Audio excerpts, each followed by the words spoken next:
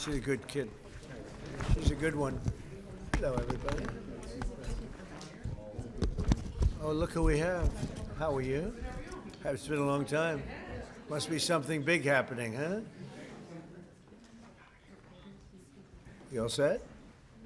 Very much. It's a great day for me because I have a lot of confidence in this gentleman. And we're thrilled to swear in our new Secretary of Homeland Security, a great American patriot, to put it mildly, Markwayne Mullin.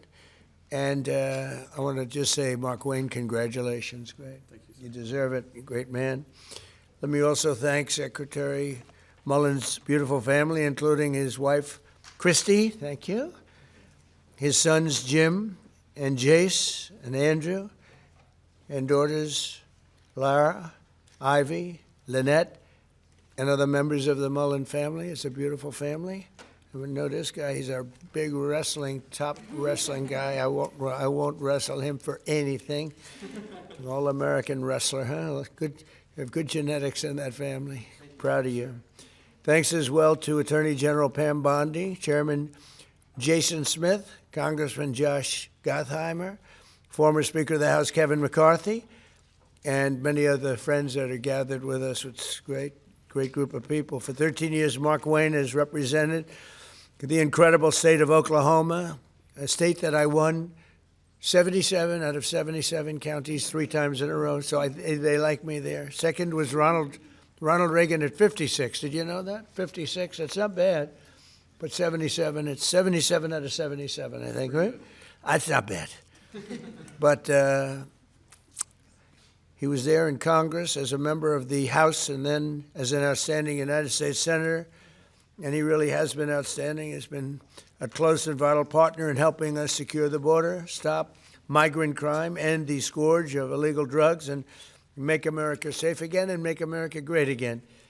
And he's a tremendous player. He worked with Tom Homan, worked with all of our people on the right, and many more. And everything he's done has been good. I say everything he touched, he's turned to gold. Now, but even in business, he was successful, in all fairness. And he was successful, and he said, I want to go into politics. I hope you're happy. But as the only Native American, I didn't know that, huh? Let me look at you. Well, I think that's all right. He's got great quality, I can tell you. It's the only Native American in the Senate. How many have been there before you? Do you know? Native American? I think 3. 3. Well, you're a fantastic representative. Markwayne has also been a fantastic advocate for our cherished tribal communities. He's now the first member of the Cherokee Nation ever to serve as a member of the cabinet. I didn't know all these things. I would have picked him faster if I had known. I would have made a quicker decision. Prior to his career in public service, Markwayne had a very successful career in business, leaving school at age 20 after his father got sick, taking over his family business and turning it into a multi-million-dollar success story. He's a very successful guy. Markwayne has also a career as an MMA fighter. That's why I looked at his ears and I said, I'm not going to fight with him. You can tell a lot about a person by their ears, right? During which he went totally undefeated. He was undefeated during his career, and he's been inducted into the Oklahoma Wrestling Hall of Fame. And the family is made of fantastic wrestlers, especially that guy right there. That's my favorite guy, huh? And suffered bad injury and come back stronger than ever, I think. So good to have you, man, right? I have no doubt that as he takes the helm of DHS, Markwayne will fight for Homeland Security, the United States, and securing the country and making it really strong and the way it should be. Our country's come a long way in the last year. We set it up so beautifully, and then we had 4 years of horror. We had 4 years of disgusting horror, open borders, and things that nobody would even think of. You wouldn't even think of. 25 million people poured into our country, and we've gotten a lot of them out, but we have a lot more to go. 11,888 murderers came into our country. People came in from all over the world, from prisons and gangs, gang members, drug dealers, people from mental institutions, insane asylums. That's the mental institution times 2. And what they allowed to happen to our country can never be allowed to happen again, and it won't with Markwayne We have somebody that's strong, professional, and fair.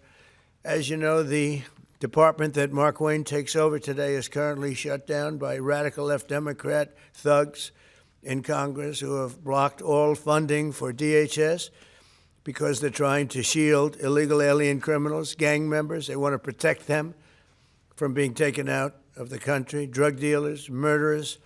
They're protecting them all. I don't know how people can vote for these people. You know, I see the midterms are close. I don't know what close means, but I don't know how people can vote for them. You take a look. Men, they want men to be able to play in women's sports. They want transgender for everybody. Terrible, but that's the way it is. They don't want to give voter ID. They don't want voter ID for elections. They don't want proof of citizenship for elections. And then they get to vote. They do cheat, but I don't know. It's hard to believe they can cheat that much. Just in the past few days, we've seen the horrifying consequences of Democrats' deadly open border extremism. They want open borders, and they want to open the borders again if they have their chance, because they think they're going to get votes by doing that. On Thursday, a precious 18-year-old college student named Sheridan Gorman was shot and killed while she was walking in a park. She was just walking into the park, didn't do anything. The illegal alien monster charged with Sheridan's brutal murder had come illegally from Venezuela and been released into our country by sleepy Joe Biden, the worst president in the history of our country.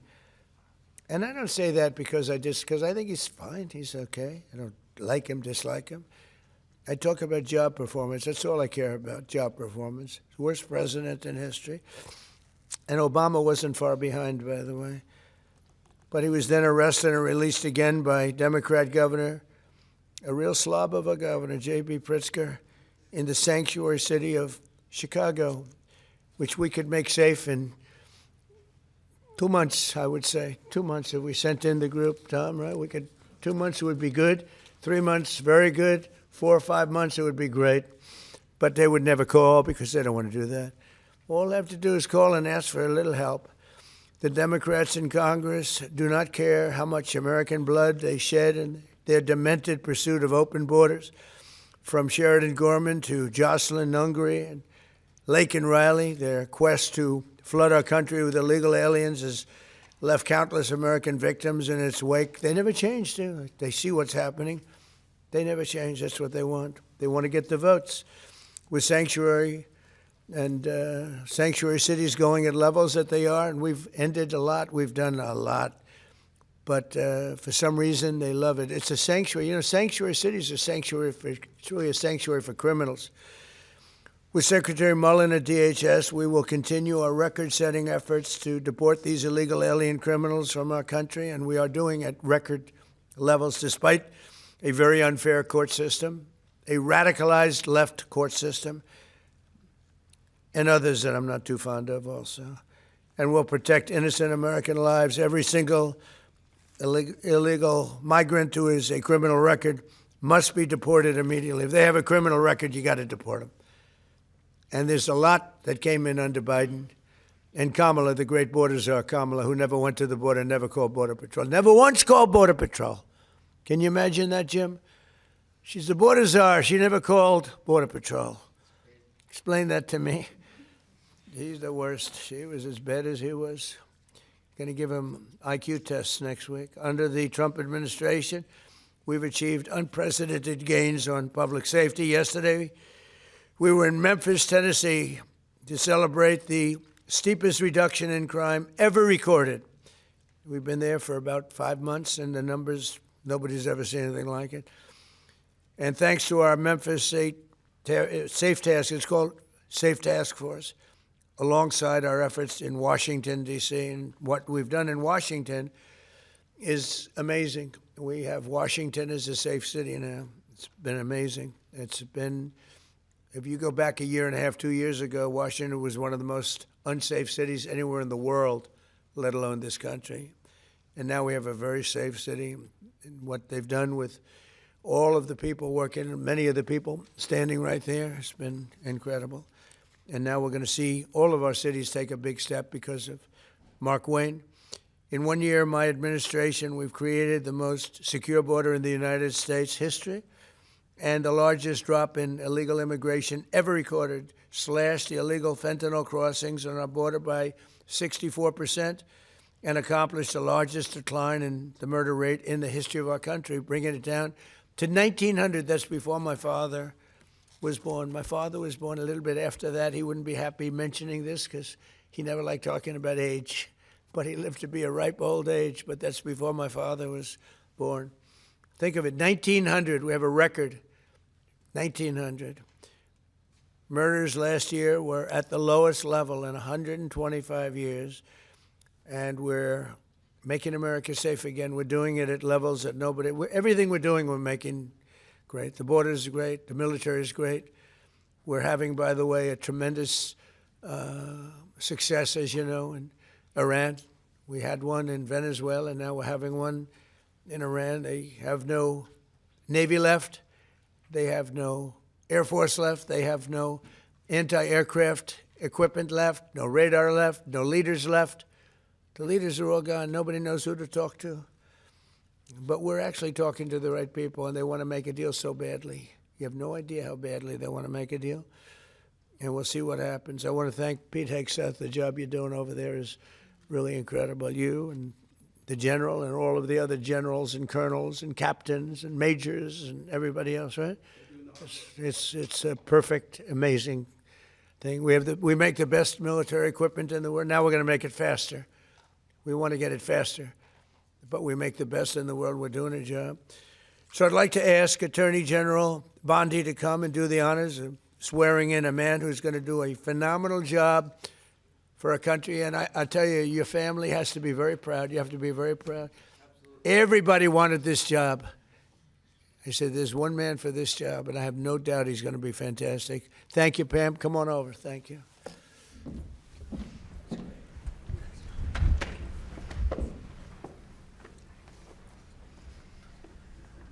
Please raise your right hand and repeat after me. I do solemnly swear. I do solemnly swear. Markwayne Mullin. Markwayne Mullin. That I will support and defend the Constitution of the United States. That I will support and defend the Constitution of the United States. Against all enemies, foreign and domestic. Against all enemies, foreign and domestic. And that I will bear true faith and allegiance to the same. And I will bear true faith to allegiance and do the same. And that I take this obligation freely. I take this obligation freely. Without any mental reservation. Without any mental reservation. Or purpose of evasion. Or purpose of evasion. And that I will well and faithfully. And that I will well and faithfully. Discharge the duties of the office. Discharge the duties of the office. On which I am about to enter. Which I am about to enter. So help me God. So help me God. Congratulations, Secretary. Hey.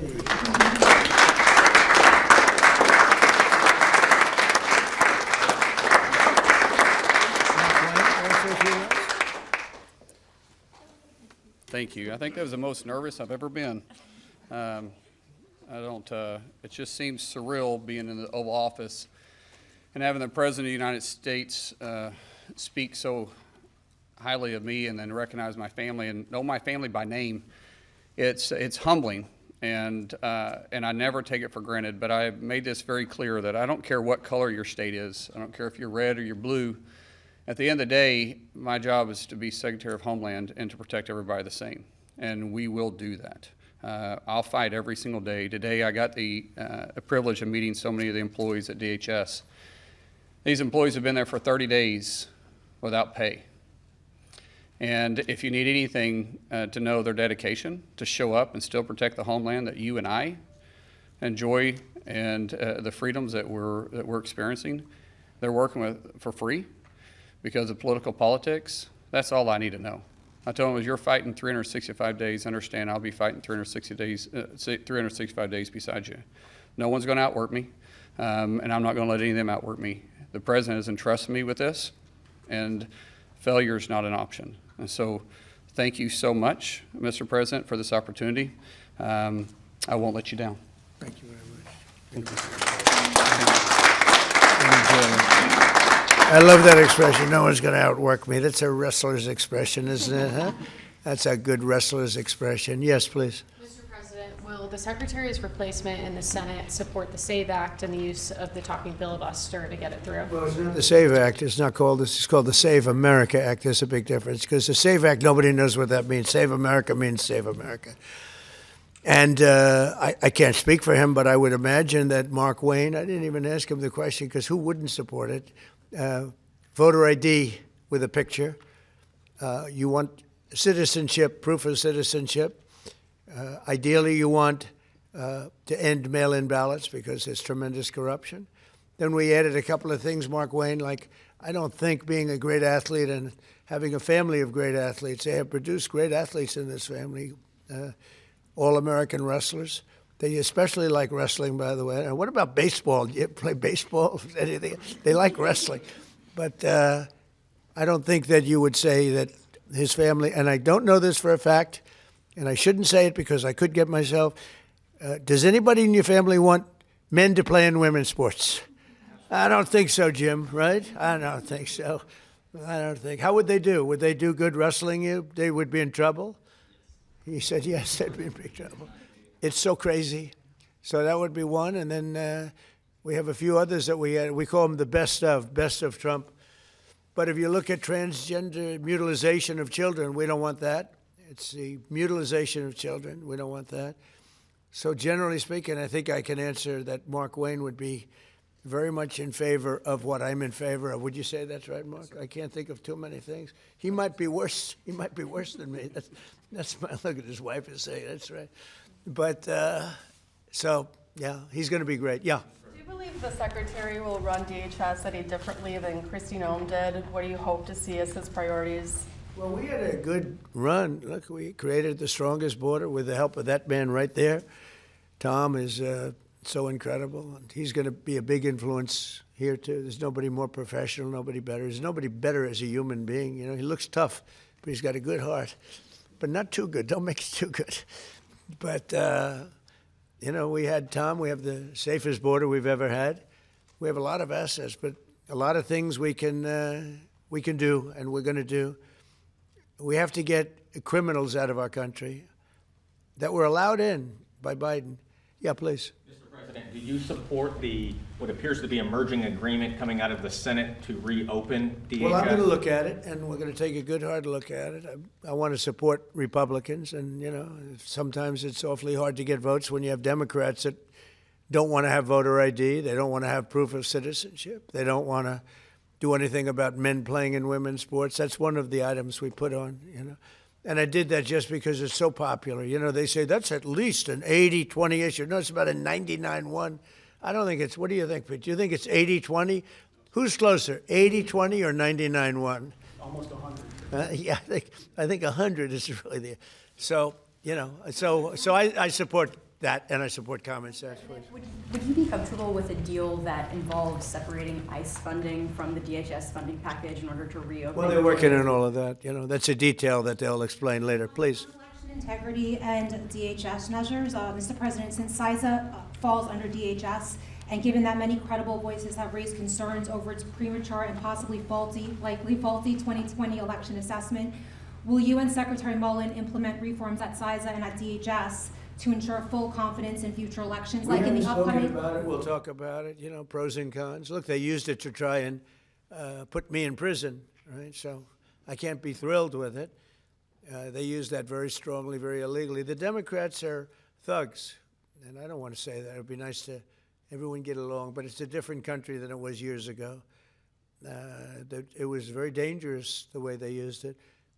And they weaponized government. They used that to weaponize government. So I'm not thrilled, but I'll also go along with two groups of people, the military, and I think the military likes it, right? And I'll go along with the senators. I'm fine. But I was a big victim of it. Yeah, please. Are you going to send Jared Kushner and Steve Witkoff to do direct negotiations with the Iranians? Yeah, well, we're in negotiations, as it turned out, and now you've seen what I said yesterday was exactly correct. We're in negotiations right now. They're doing it along with Marco, JD. We have a number of people doing it. And the other side, I can tell you, they'd like to make a deal. And who wouldn't if you were there? Look, their Navy's gone. Their Air Force is gone. Their communications are gone. That's the biggest problem. It's very hard to communicate them between themselves. All of the anti-aircraft is gone. Most of their missiles are gone. We either shot them or they shot them and don't have them anymore. They're down to a trickle. Pretty much everything they have is gone. I don't know. Can you name one thing that's not gone, or can you name one thing that's doing well? You know, if you read the papers, you think we're tied. You think we're in a tough battle. We are roaming free over Tehran, the city, Tehran, as opposed to Iran. We're roaming free. We can do whatever we want. And as you know, today we were going to have the privilege of shooting down a very big electric generation plant, one of the biggest in the world. And one shot to the right location ends the plant, it collapses. And we held off based on the fact that we're negotiating. Yeah. What do you think was the turning point to make you want to pursue a ceasefire? A few days ago, you said you wanted to continue bombing Iran. Now you want to pursue peace talks. Was there something that happened? The fact that they're talking to us and they're talking sense. And remember, it all starts with they cannot have a nuclear weapon. Just, I said yesterday, they said, what are the top 10? I said, well, number 1, 2, and 3 is they can't have a nuclear weapon. And they're not going to have a nuclear weapon. And we're talking about that. And I don't want to say in advance, but they've agreed they will never have a nuclear weapon. They've agreed to that. How do you ensure they won't have a nuclear Your weapon? former Border Patrol chief, Greg Bovino, said his only regret is that he didn't catch more illegal aliens. What's your reaction to that? Who said that? That's your former Border Patrol chief. He just retired. Well, I mean, we captured a lot. They were allowed into the country by Sleepy Joe and that group of incompetent people that were, he was the worst president ever, the group of incompetent people. To me, that's the biggest scar. Inflation, they caused the highest inflation we've ever had. We've already gotten rid of it. The biggest scar is what they did, the people that they allowed from prisons all over the world. They came from the Congo, from all over South America. Rough people, really tough people. So, no, I understand what he means. He would have liked to have captured more. I'm not capturing so much as removing. We're removing thousands of people. And many are self-deporting because we're going after them so powerfully that they're self-deporting, Tom. Going back, I think that's one of the big unkept secrets. We have thousands and thousands of people, and they're self-deporting. They're going back to where they came from. But what we want really is the criminals. We're really focused on those criminals, getting them out. Yeah. What's your message right now to Democrats and also to Americans that are stuck in airports? It's really devastating watching it online because Democrats won't fund DHS. What's devastating? Your message to Americans right now stuck in airports as we speak because Democrats won't Well, fund they just DHS? don't, they won't. Look, this is a deal that was done in the great big beautiful deal, which gave you the biggest tax cuts ever, including no tax on tips and no tax on Social Security for the seniors. Think of it, no tax on overtime, tax deductions when you buy a car, you take money, you pay interest on the money, you deduct it. We've never had that for people buying cars, if it's an American car, only if it's an American car. But they are just they stick together, the Democrats. I tell you, I give them great credit for that. We have some that they're not good stickers. We have guys like Tom Massey in Congress, who's terrible. He's just terrible person. I call him Rand Paul Jr. But they don't vote. Rand Paul, rarely votes for stuff. Likes me, says I'm a great president. He said the other day, I'm a great president, one of the greatest presidents. But I said, do me a favor, vote for us and don't call me a great. I'd rather have the vote than the statement. But we have people that don't stick together, and those people hopefully will someday be gone. The thing I most respect about the Democrats, even on horrible policy, they stick together. What they do have, though, is horrible policy. Transgender for everyone, open borders, men and women's sports. They have the worst policy that you can imagine. And so whether they stick together or not, they have just this terrible policy. We have great policy. Republicans have great policy. We have common sense policy, but it's great policy. That's our biggest advantage, is our policy is correct. Yeah, please. Mr. President, are you encouraging our allies in the Gulf to be more involved in the Iran operation? Say it. Are you encouraging our allies in the Gulf to be more involved in the Iran operation? Yeah, A little bit, but more NATO. I think our Gulf allies have been pretty good, to be honest with you. UAE's been hit so hard. He got hit by 1,400 rockets, shot them all out of the air with our great Patriot missiles. Think of it, they shot 100 missiles at one of our aircraft carriers, the Abraham Lincoln, one of the biggest ships in the world, actually. And out of 101 missiles shot, every single one of them was knocked down in the sea. Think of that. Think of what that means. 101 missiles, highly sophisticated, very fast missiles shot. Out of 101, all 101 were shot down, and now, for the most part, lie at the bottom of the sea. Pretty amazing, right? Pretty amazing. Our military is amazing, Pete. You know the attack I'm talking about recently? 101 shot. I said, wow. I saw that. You can see we have sort of pretty good equipment that we see.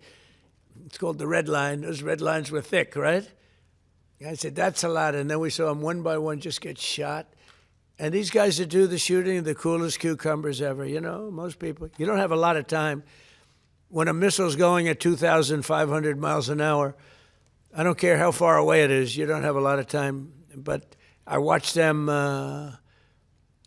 sit down and think. Great students, MITs, a lot of MITs, a lot of guys like this. They're not as much into the muscle as they are this one right here. And amazing to watch them perform under great pressure, because they have a matter of seconds to do it. If they don't do it properly, it's a big problem, you know, because these were powerful. These were very powerful missiles coming. And so a lot of people choke. They don't choke. These guys don't choke. They're the best in the world. We have the best in the world, yeah. Mr. President, what would be your message today to the TSA agents who have been staying home in recent days amid this impasse? Well, some of them are needing money, you know, because the Democrats cut off their money. I blame the Democrats more than anything else. But some of them, you know, they didn't get paid because they're not funded by the Democrats. This is a Democrat problem. In fact, I actually said to the Senate, why would you say this is a Democrat problem? I think the polls are showing it's a Democrat problem. And they'll do anything actually to hurt our country so they can try and win the midterms. And if we ever went back to our old policies, we wouldn't have a country left. If they get a deal, Republicans and Democrats in the Senate, to fund all but enforcement operations of ICE, to get those TSA agents repaid and to open up the rest of the department, would you sign that? Well, I don't want to comment until I see the deal, but as you know, they're negotiating a deal. I guess they're getting fairly close, but I think any deal they make, I'm pretty much not happy with it. These guys came in, they wouldn't pay people. You know, they had a deal to pay. They had to break their deal. The Democrats broke the deal that we had. It was all done. Everything was fine. And then they just said, well, we're not going to pay anymore. And they hurt our country. And at a very difficult time because, you know, we are at, as they would say, a war. They call it a war. I call it a military operation, a very successful one, successful like nobody's ever seen before. Hey, Venezuela was equally as successful. That was a great thing. No, the Democrats had a deal. It was a done deal. And then they said, well, we're not going to pay. And so a lot of people suffered over that and put our country in danger. You have another question? You haven't been here in a while. Well, on Iran, can you give us any more sense of who exactly in Iran it is, either Witkoff and Kushner and others you're speaking with? Yeah, we had, I hate to say this in front of these young people. They're not children. I spoke to most of them. They sound like adults to me, even though they are sort of children, right? They'll always be your children. But I hate to say it, but we killed all their leadership. And then they met to choose new leaders, and we killed all of them. And now we have a new group, and we can easily do that, but let's see how they turn out. We have really regime change. You know, this is a change in the regime because the leaders are all very different than the ones that we started off with that created all those problems. So this was, I think we can say, Jason, this is regime change, right? What makes you trust them? I don't trust anybody. I don't trust you. I mean, that's only because I know you. But if I didn't know you, I'd probably have more trust. But I don't trust anyone. why bother Why do talking you to them Why then? do you say that? Why do you say what makes you trust? Do you think I trust them? I don't trust them Then why bother talking to them? because they're going to make a deal. They're going to make a deal. They did something yesterday that was amazing. Actually, they gave us a present, and the present arrived today. And it was a very big present worth a tremendous amount of money. And I'm not going to tell you what that present is, but it was a very significant prize. And they gave it to us, and they said they were going to give it. So that meant one thing to me: we're dealing with the right people. Is that nuclear related? No, it wasn't nuclear related. It was oil and gas related.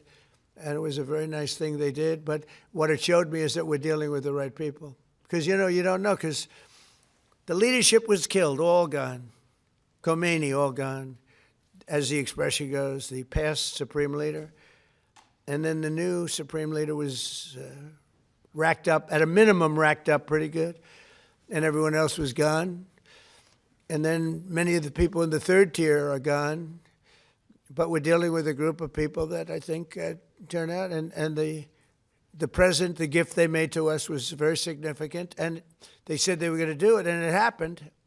And they're the only ones that could have done it. Jennifer? Was it related to the Strait of Hormuz and the flow of? Yeah, it was related to the flow and to the strait. Yeah, it was. Are you negotiating on who's going to control the strait from now on? Are you- No, we'll have control of anything we want.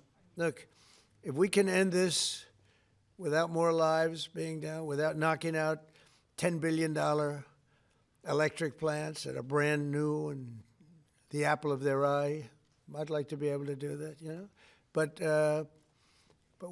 they can't have certain things. I mean, you know the things. I don't have to go over the list, but again, it starts with no nuclear weapons, and they've agreed to that.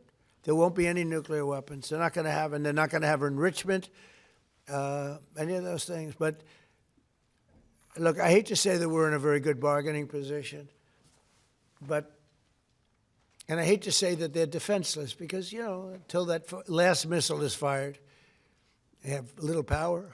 But we are in about the best bargaining position. We're way ahead of schedule. And again, they have no Navy and they have no Air Force and they have no missile protection, and most of their missiles are gone. Most of their launches we've killed. You know, we've killed about 82% of their launchers. So even if they had a missile, they can't launch it. We've been very effective. We have the greatest military in the world. Nobody even comes close. We have the best military equipment in the world. Go ahead. On Saudi Arabia, there's been some reporting that you've been talking to the Crown Prince. Have you been focused on normalization between Saudi Arabia and Israel at this Well, point? no, we have a great relationship with Saudi Arabia. What do you hear with Saudi Arabia? Just hearing that you've been talking and that he has been encouraging you to do certain things related to Iran. Can you share a Well, little he's bit? a warrior. He does, yeah. He's a warrior. He's fighting with us, by the way. Saudi Arabia has been excellent, and UAE, excellent. And I will tell you, Qatar, incredible. Qatar took a hit, a pretty bad hit. Qatar's very close, you know. They're essentially, you can walk right over the border. Qatar took a hit. They've been great. They've been very strong. Kuwait, they had a little mishap. They shot down 3 planes with our missiles.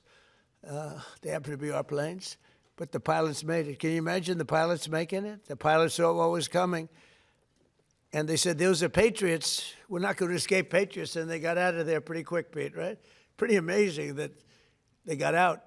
The 3 pilots lived. They're fine. In fact, they're flying today. Was the Kuwaitis that accidentally fired the missile? Yeah, the Kuwaitis made a mistake. They fired. They thought they were firing at the enemy. It was, as the expression goes, friendly fire. But the pilots are great. They're flying today. Pretty amazing when you think of it. Yeah. President Trump, on a human level, how hopeful are you that this peace deal will work out? Like as a human, On what? on a human level, not as the President of the United States, how hopeful are you that this peace deal will work out with Iran? You're talking about to end it? Well, I think we're going to end it. I can't tell you for sure. You know, I don't like to say this. We've won this. This war has been won. The only one that likes to keep it going is the fake news. I mean, the New York Times, you read the New York Times, it's like we're not winning a war where they have no Navy and they have no Air Force and they have no nothing. And we literally have planes flying over Tehran and other parts of their country, they can't do a thing about it. For instance, if I want to take down that power plant, that very big, powerful power plant, they can't do a thing about it. It's like, take me. That's all they can do. And yet, if you read the New York Times, or if you watch ABC fake news or NBC fake news, you'd say, it's a close battle. It's not a close battle. They're totally defeated. You know, we killed their Navy in, would you say 3 days, Pete? Gone. In fact, I was a little upset with Pete. I said, why didn't you save the ships? We could have used them, right? He said, it's more fun shooting them down. But the Navy was wiped out in a very rapid order. Pretty impressive for you guys, you champion wrestlers, right? When you hear this stuff. But you don't, if you read the news, you don't hear this. You know, you read like, oh, they're doing wonderfully. They're doing terribly. They're wiped out militarily. They are dead. Yeah. On Ukraine, is there a new sense of a timeline? Do you want to get something done before the midterms? Well, So we'd like to see President Putin and President Zelensky sit down and make a deal. I think they're getting close, but I've been saying that for a while. I've settled 8 wars. All of them should have been more difficult than this one. This should have been the easiest one. But these are two people that truly hate each other. You'll find out that hatred is not good for making deals. These are people that they don't like each other very much. Yeah. I know you said there's a bunch of people from the administration who are negotiating with Iran. There's been reports that the vice president is leading those negotiations. Is that true? Well, he's involved in them. JD is involved, and Marco's involved, and Jared Kushner's involved, very smart guy, and Steve Witkoff, smart guy, is involved. And I'm involved. I'm involved. Why? I'm going to be so big. Oh, I don't want to talk about it. I'm the President of the United States, Tom, and I'm not going to talk about it. It's beneath me to talk about saving millions of lives, because that's what you're talking about. You're talking about saving millions of lives. If Iran had a nuclear weapon, they would have used it. And if I didn't end the horrible Barack Hussein Obama Iran nuclear deal in my first administration, they would have had a nuclear weapon 3 or 4 years ago. They would have used it. I would have never gotten the chance probably to be president. Who knows what it would have been so devastating. And if we didn't send those beautiful B-2 bombers, they took them off my desk. They were right there. I don't know why. But if we didn't have those beautiful, the B-2 hit, which was so, we obliterated, despite CNN. CNN said, well, maybe the word obliteration said, no, we obliterated it, just obliterated their nuclear potential. You would have had them having, 2 weeks after that attack, had we not made the attack, they would have had a nuclear weapon. They would have absolutely used it. And they would have used it on the entire Middle East, including Israel. And you know why you see that? Because unexpectedly, when this war broke out, unexpectedly, they started sending missiles to UAE, Qatar, Saudi Arabia, Kuwait, Bahrain, and elsewhere. And nobody thought they were going to. Were you equally surprised by that, Pete? Way more than we thought, Mr. President. Pete, do you want to give about a 3-minute statement on how we're doing in this, as I call it, military operation? People don't like me using the word war, so I won't. But the Democrats call it a war. How about a little statement? I think he's done a very good job. Do we agree he's done a good job, Markwayne? Can we take some of your time? Well, thank you, Mr. President. You're spot on. Never in history has a modern military, Iran had a modern military, a modern Navy, a modern Air Force, modern air defenses, leadership, massive bunker. Never has a modern military been so rapidly and historically obliterated, defeated, from day one with overwhelming firepower. The air campaign that we've conducted, that Israel's conducted alongside us, was one for the history books, truly. And it's because we have a president of the United States that when he sends his warfighters out to fight, he unties their hands to actually go out and close with and destroy the enemy as viciously as possible from moment one. And that's why we see ourselves as part of this negotiation as well. We negotiate with bombs. You have a choice as we loiter over the top of Tehran, as the president talked about your future. The president has made it clear that you will not have a nuclear weapon. The War Department agrees. Our job is to ensure that. And so we're keeping our hand on that throttle as long as hard as is necessary to ensure the interests of the United States of America are achieved on that battlefield. This is not Iraq and Afghanistan. This is not a president who's interested in vague end states. He's been very clear with us about what we need to accomplish, creating the conditions for them never to have a nuclear capability, and that's exactly what we're doing in historic fashion. Thank you, Mr. President. Thank you. Appreciate it. Thank you. Great job. You know, the only two people that were quite disappointed, I don't want to say this, but I have to. I said, Pete and General Raisin Kane, I think this thing's going to be settled very soon. Here they go. Oh, that's too bad. Pete didn't want it to be settled. It's these guys are doing a great job. That's a good attitude, though, Tom, right? They were not interested in settlement. They were interested in just winning this thing. Yeah, please. Mr. President, can you, just taking things locally, hopefully not doing international affairs for a second, do you support the construction of the 2nd Avenue subway in New York City, and will your administration work? That's really a far out question.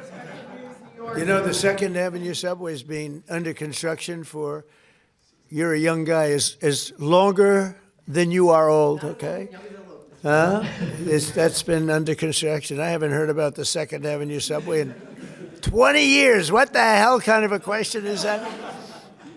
I guess they got to get it finished. They spent trillions of dollars practically. No, they spent more money on that than on anything, I think, in the history of our city, in New York City. And it's been under construction for a long time. It's very sad, actually.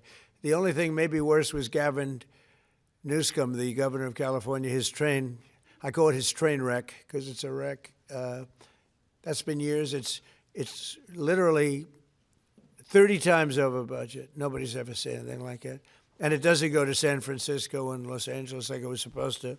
They decided to cut it way short because there was no way they could finish it. But it's one of the worst. I've never seen anything like it. Other than the worst, the Federal Reserve building for almost $4 billion, little building that's going to cost a renovation for $4 billion, headed by our highly incompetent head of the Federal Reserve.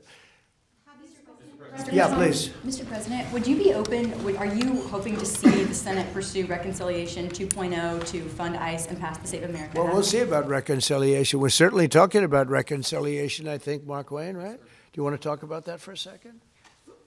Now that he's working, we can get him to do this. Thank you. Lindsey Graham, the chairman, where the reconciliation will funnel through, he is committed to making sure we get reconciliation through. If that is in some form with funding ICE, possibly backfilling from the One Big Beautiful Bill, but also more importantly, the Save America Act. There's a framework that we can do through reconciliation, paying for it, put some of the policies that cost money in, because there's nothing more important than the Save America Act. I mean, that's what the American people want. There's 80% of the population say they want only Americans voting, citizens that are registered to vote, citizens that have done it the right way. And I believe that everybody wants an election integrity. So fortunately, Lindsey Graham has said through reconciliation, he's willing to put the framework out for that. And I think that was said so beautifully, so concisely, so well, your father, that we should let him have the last word, and that was it. That was the last word. Did he do a good job? Are you impressed with your father? Never been more impressed with anybody in my life. How about me? Don't answer. Don't answer. Don't answer. No, you like your father better, okay? Come here. Look at this guy. Come here. This guy, don't wrestle him. We'll steal over here. Yes, sir. Thank you. All right. I want to thank the family because without the family, he's not here. You know, he's a different person. And that goes especially for Mom, who looks like she's about 22 years old. I don't know. I see these kids, but she looks very young. But it's a great couple. Congratulations to you both. Thank you. Thank you, Mark. Thank you. Thank you very much, everybody. Thank you. Thanks. Come on in. What can you tell us about the grant?